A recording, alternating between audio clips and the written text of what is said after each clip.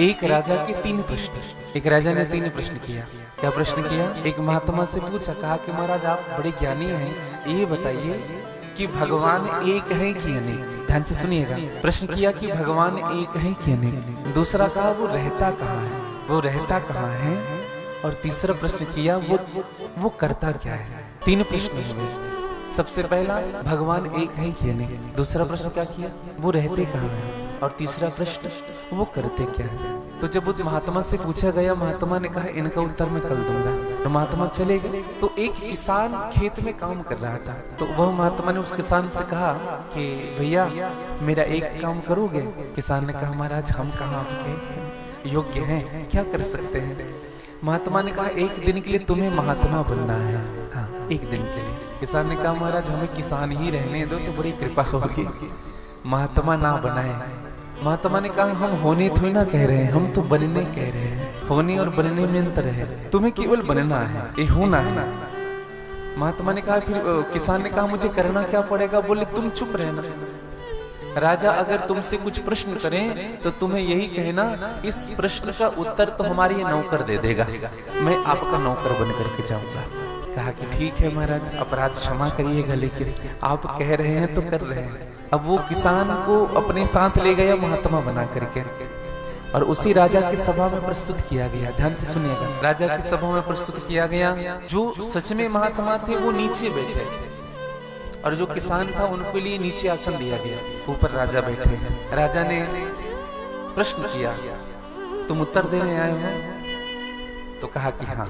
तो बताओ भगवान एक है कि अनेक? पहला प्रश्न, भगवान एक है कि अनेक? वो जो किसान था, जो महात्मा बना हुआ था, उन्होंने कहा इनका उत्तर तुम्हारा नौकर दे देगा। ये बहुत बड़ा प्रश्न नहीं है, उनकी ओर दे दिया। अब वो जो महात्मा था सच में जो नौकर बन करके नीचे चटाई बिछा करके बैठा हुआ था, उन्होंने कहा कि राजन सोने के मोहर हैं आपके पास? मोहर, ये सोने के सिक्के भी चलेंगे, मंगाया जाए। मंगाया गया, सोने के सिक्के मंगाए गए, जैसे हम इस पुष्प को ले लेते हैं। तो उस संत ने कहा, जो सेवक बना हुआ था, उन्होंने कहा कि राजन इनको गिनती करें। तो गिनती किया गया, 1, कहा इनको दूर रखो। फिर गिनती करो, 2। सेवक ने कहा तो आप झूठ बोल रहे हो, ये 2 नहीं वो एक ही है। अब विचार करिए, हमने 1 लिख रख दिया, अब हम इनको 2 कहेंगे, सही लग रहा है? दिख रहा है 1 कह रहे हैं 2। फिर से इनको रख दिया, कहा बोले 3, बोले 3 नहीं 1 ही है। समझिएगा जो मैं निवेदन करना चाहता हूं। हमें वो दिखने में भले ही 2 लग रहे हैं, 3 लग रहे हैं, 4 लग रहे हैं, अपितु वह 1 ही है। बस उसी प्रकार से परमात्मा भले ही हमको अलग अलग रूपों में दिखते हैं, लेकिन परमात्मा इस संसार में एक ही है। हाँ। संतुष्ट हुए राजा? अब संतुष्ट होना पड़ेगा। दूसरा प्रश्न किया गया, एक बात बताओ वो रहते कहाँ हैं? तो वो रहते कहाँ हैं? तो उस जो सेवक था, जो महात्मा थे, जो सेवक बने होते, उन्होंने कहा प्रश्न ही करते रहेगो कि कुछ खिलाओगे पिलाओगे भी? कुछ पिलाओ। बोले क्या पियोगे? बोले दूध पियेंगे। 2 लाख दूध ला करके उनके सामने धर दिया गया। अब दूध पिए ना, दूध में उंगली डाल डाल करके घुमाए। राजा ने कहा महाराज आपका दिमाग तो ठीक है, ये बार बार उंगली डाल करके दूध में घुमा रहे हो, ये कर क्या रहे हो? अगर भूख लगी हो तो पी लो। तो जो महात्मा था, जो सेवक बना हुआ था, उन्होंने कहा हम इसमें देख रहे हैं, हमने सुना है कि दूध में मक्खन होता है, लेकिन ये मक्खन नहीं दिख रहा है हमें, केवल दूध ही, ऊपर से दूध ही नजर आ रहे हैं। हम देख रहे हैं कि अंदर मक्खन है। राजा ने कहा बोले जब तक से इनको मथोगे नहीं, जब तक से दही नहीं बनेगा, फिर मंथन नहीं होगा, तब तक से मक्खन कैसे बाहर आएगा? कहा कि राजन यही तुम्हारे दूसरे प्रश्न का उत्तर है। जब तक से मनो मंथन नहीं होगा, जब तक से चित्त में मंथन नहीं होगा, जब तक से उनकी स्मृति निरंतर नहीं बनी रहेगी, तब तक से भगवान हमें दिखने वाले नहीं है, यह भगवान का अनुभव होने वाला नहीं है। हाँ, राजा ने कहा कि ठीक है। अब तीसरा प्रश्न किया गया, और वो करते क्या है? तीसरे प्रश्न का उत्तर दो। अब जो महात्मा था, जो दास बना हुआ था, उन्होंने कहा कि राजन एक बात बताइए, आप हमसे प्रश्न कर रहे हैं, हम आपके उत्तर दे रहे हैं, आप बड़े हुए कि हम बड़े हुए? कौन बड़ा हुआ? उत्तर देने वाला बड़ा होता है कि प्रश्न करने वाला? आप लोग बताइए, उत्तर देने वाला बड़ा होता है? तो उस महात्मा ने कहा कि राजन, इस प्रश्न का उत्तर एक बात में हम दे। देखो, हम आपका प्रश्न का उत्तर दे रहे हैं, आप प्रश्न कर रहे हो, हम बड़े हुए हैं, इसलिए हमें बड़ा पद मिलना चाहिए, केवल एक प्रश्न के उत्तर के लिए। राजन, आप जहां बैठे वहां हमें बिठाइए और आप यहाँ आकर के विराजे। राजा ने कहा ठीक है, प्रश्न का उत्तर चाहिए। राजा उठ गए और नीचे जमीनी में जाकर के चटाई में बैठे, ऊपर महात्मा को बिठाया गया। अब राजा ने बैठ करके पूछा, कहा कि एक बार बताओ, वो करते क्या है? भगवान करते क्या है? महात्मा ने बड़ी विनम्रता से कहा कि वो यही करते हैं, ऊपर वाले को नीचे बिठा देते हैं और नीचे वाले को ऊपर बिठा देते हैं। हाँ, ये भगवान का स्वभाव है। हाँ, तो जीवन में किसी को प्रभुता मिले, किसी को बड़ाई मिले, तो उनको भगवान की कृपा ही समझिए। हाँ मेरे भाई बहन,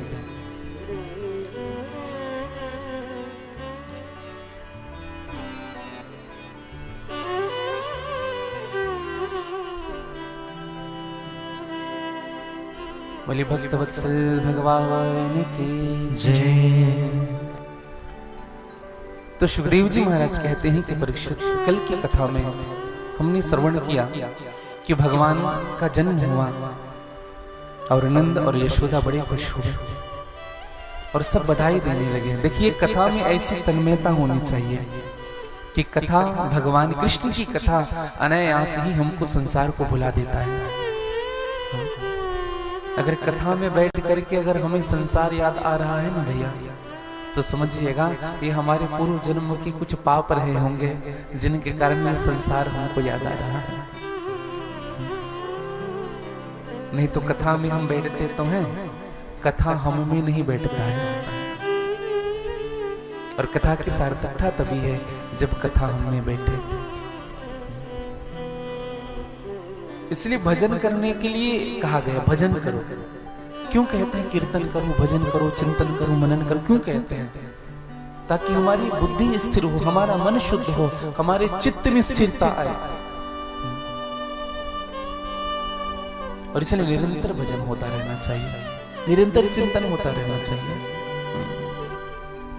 और जब तक से चिंतन नहीं होगा तब तक तो शिष्य होने वाले नहीं है। और एक निवेदन यह भी कहूं कि मनुष्य किसी ना किसी रस में फंसा हुआ है, किसी न किसी रस में। किसी को श्रृंगार प्यारा लगता है, समझिएगा, किसी को श्रृंगार प्यारा लगता है। हाँ? किसी को देखना, भगवान को देख करके उनके श्रृंगार को देख करके निहारते हैं, बड़े खुश होते हैं। कोई भगवान की कृपा और करुणा पर भरोसा करते हैं। मनुष्य किसी न किसी रस में फंसा हुआ है और भगवान श्री कृष्ण की कथा सभी रस देता है। भगवान की बाल लीला हास्य रस प्रदान करेगी आपको, भगवान की रास लीला श्रृंगार रस देगी आपको। भगवान ने कंस, चाणूर, मुष्टि का वध किया, ये आपको वीर रस देगा। भगवान का गोपियों के साथ विरह करुण रस प्रदान करेगा। लेकिन ये रस तो मिलेंगे आपको, लेकिन भगवान कृष्ण की कथा एक 10वां रस देता है हमें, और वह 10वां रस है प्रेम रस। कृष्ण कथा में प्रेम रस छलाछल भरा हुआ है। हाँ। इसलिए तो स्पष्ट कहा है संतों ने, भगवान सभी जगह है, जर्रे जर्रे में उजल में नुमा रहता है, मिसाल मेहंदी की हर सै में छुपा रहता है। एक संत तो कह रहे थे कि लेकर मणि का माला फिरू बुतखाने में कौन, तू अगर एक दाने में है तो 100 दाने में कौन, तू अगर भीड़ में चलता है तो वीराने में कौन, तू अगर शम्मा में जलता है तो परवाने में कौन। हर जगह वो है प्रभु, हर जगह है। नामदेव जी एक बार जंगल में रोटी बना रहे थे, तो एक कुत्ता रोटी लेकर के भागने लगा। नामदेव जी उसके पीछे पीछे दौड़ रहे हैं। नामदेव ने बनाई रोटी कुत्ते ने उठाई, नामदेव घी का कटोरा लेकर के पीछे दौड़ पड़े। अरे प्रभु सूखे तो मत खाओ, कुत्ते में भी भगवान दिख रहे हो। अरे सूखे तो मत खाओ, घी का कटोरा भी साथ लेते जाओ। क्या शक्ल बनाई है स्वान की, मुझे ओढ़ने उड़ा दी इंसान की। प्रभु हम उस परंपरा के निर्वाहक हैं जिनमें सब में भगवान हमको दिखता है। सब में मेरे गोविंद नजर आते हैं। इसलिए संतों ने गाया भी और संतों ने कहा भी है, भगवान प्रेम में है, प्रेम में। मानस की बड़ी सुंदर चौपाई है। हरि व्यापक सर्वत्र समाना, प्रेम ते प्रगटे होई में जाना। हरि व्यापक सर्वत्र समाना, प्रेम ते प्रगट होई में जाना। हरि व्यापक सर्वत्र समाना, प्रेम ते प्रगट होई में जाना। हरि व्यापक सर्वत्र समाना, प्रेम ते प्रगट होई में जाना। हरि व्यापक सर्वत्र समाना, हरि व्यापक सर्वत्र समाना, हरि व्यापक सर्वत्र समाना, हरि व्यापक सर्वत्र समाना। प्रेम ते प्रगट होई में जाना, प्रेम ते प्रगट होई में जाना।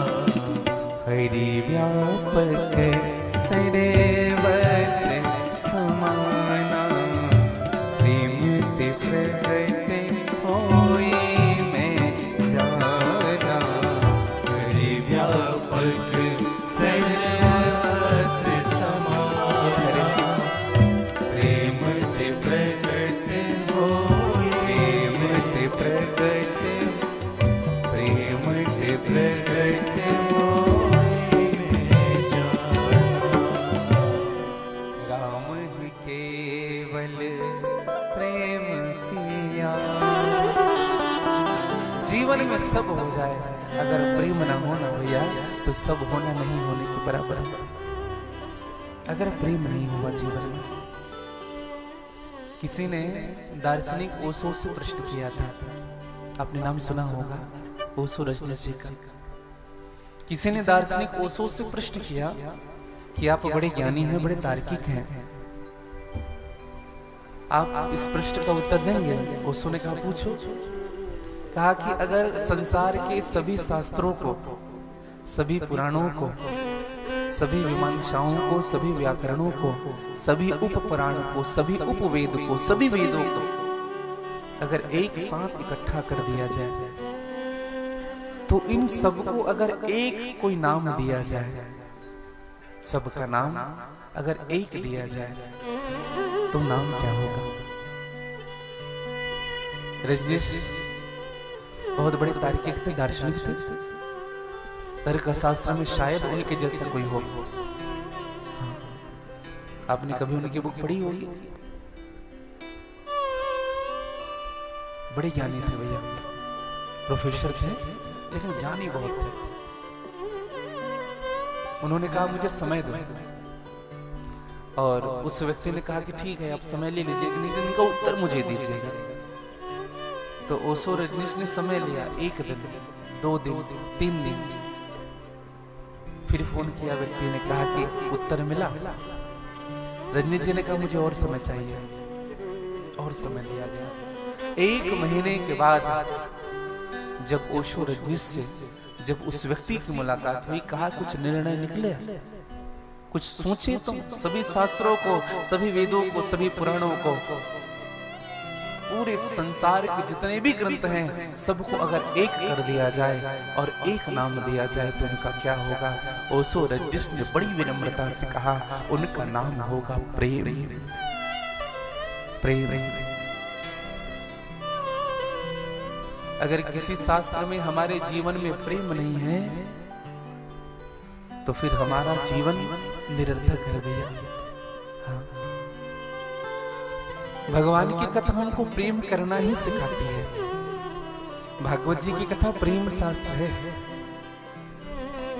क्योंकि प्रेम ही चातुर्य का कूप है, प्रेम ही जगमगाती धूप है, प्रेम ही संसार का सार है और प्रेम ही संसार का रूप है। प्रेम नहीं तो कुछ भी नहीं। हाँ। देखो, गोपियों ने घर नहीं छोड़ा। हम कहे कि गोपियों ने घर छोड़ दिया, गोपियों ने घर नहीं छोड़ा, परिवार नहीं छोड़ा, घर में ही रही, बस भगवान से प्रेम करती रही। आप सबको कथा विदित होगी, कथा आएगी भी भागवत जी में। उद्धव जी गोपियों को समझाने गए थे। हाँ। खूब ज्ञानी थे उद्धव जी, बृहस्पति के शिष्य थे उद्धव जी। हाँ। कभी कभी बृहस्पति जी को भी ना उद्धव जी से परामर्श लेना पड़ता था, बेटा ये कैसे होगा। बड़े ज्ञानी थे, लेकिन उद्धव जी जब गोपियों को समझाने गए तो ज्ञान की भाषा नहीं भैया, ज्ञान की भाषा तो खूब सिखाया, लेकिन अंत में उद्धव जी ने गोपियों को जब समझाया तो गोपियों ने ऐसा समझाया उद्धव को कि गए थे समझाने लेकिन वो समझ के आ गए। क्या समझ के आ गए? बोले प्रेम की भाषा समझ करके आ गए। और गोपियों के चरणों की रज की वंदना की है। देखो, गोपियों के चरण